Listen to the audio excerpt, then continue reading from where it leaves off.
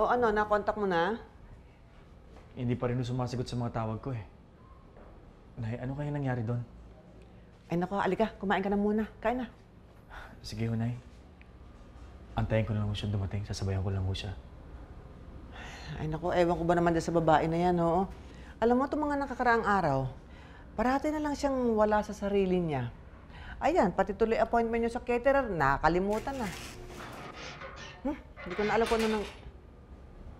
Ayan na yata. May dumadating, Nay. Baka yan na siya.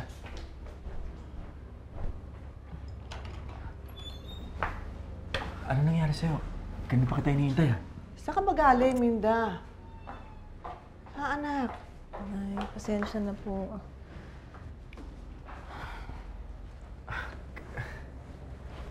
May appointment tayo sa caterer ah. Ay, ganyan ba yun? Oo. Kanina pa kita tinatawagan pero hindi kita makontak. Ay, naku, naka-off pala itong cellphone ko. Ay, naku naman, anak. Ano ba nangyayari sa'yo? At saka bakit ganyan ka? Para kang pagod na pagod. Hindi ba dapat kanina ka pa nakauwi? Hindi ko nga ba maintindihan ang sarili ko na eh. Naisipan ko nga pumasok sa mall. Pagdating ko dun sa loob, nagpaikot-ikot lang ho ako, pero hindi ko naman alam kung ano ho ang gusto kong gawin dun. Parang hindi ko alam kung anong ginagawa ko dun sa loob na eh. Tapos so paglabas ko, gabi na. Sumakayo ako ng jeepney.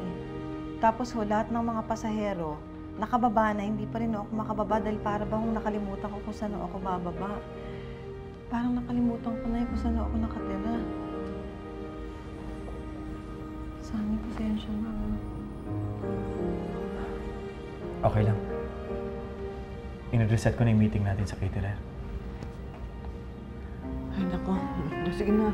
Mabuti nakauwi ka. Sige na nga. Kumain na nga kayo. Kain na. Nay, sige po. Salamat. Pero parang wala akong gana eh. Parang napapagod ako eh. Pahinga na lang muna ako.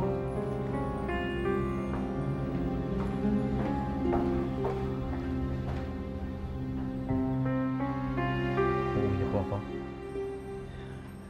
O siya, sige. Mukhang bukas na siya ng maga magigising. Nay, siya nga po pala. Paalala niyo nung sa kanya yung appointment namin sa caterer.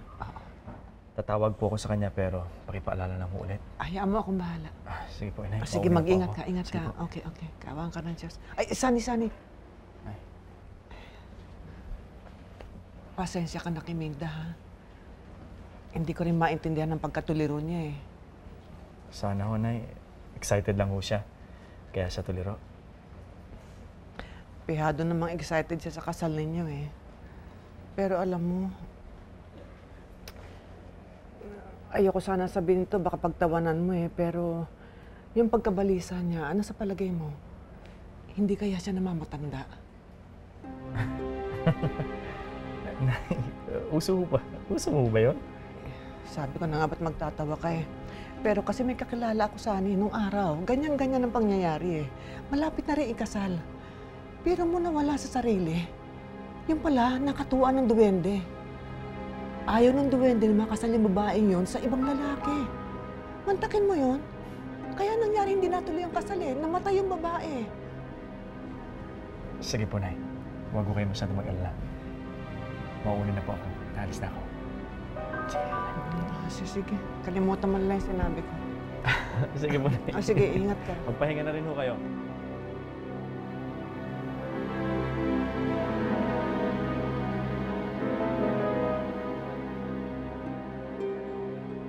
Oo, Sunny, napatawag ka. Nandyan po ba si Minda? Ha? Wala, bakit? Seminar ho namin sa simbahan ngayon eh. Saan ho ba nagpunta?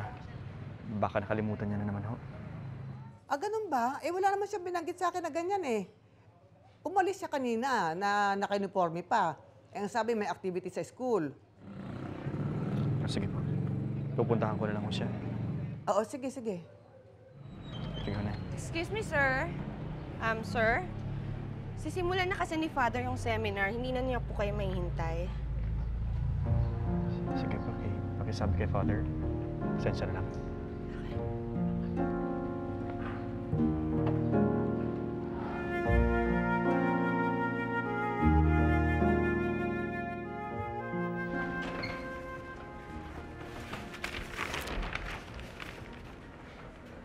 Sunny, hi. Anong ginagawa mo rito? Ikaw nga ang dapat kong tanungin yan eh.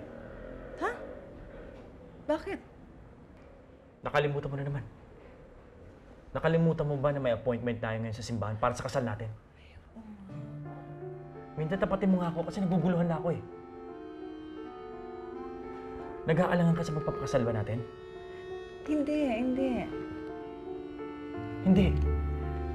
Pero bakit parating mo nakakalimutan ng mga appointments natin?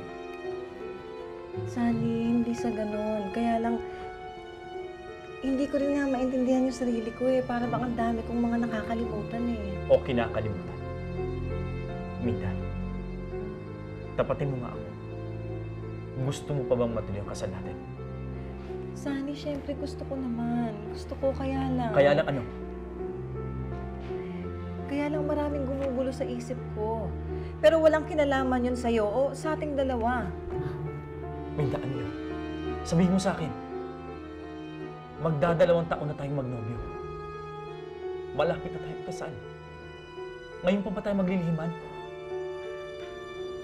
Sunny, sana naman wag mo akong pagdudahan. Alam mo naman na ilang taong kong inintay na magpakasal tayong dalawa. Kaya lang talagang nakalimutan ko lang na may seminar ngayong araw. I'm sorry. Nakalimutan. Baka sa susunod, makalimutan mo na nobyo mo ko. Sunny,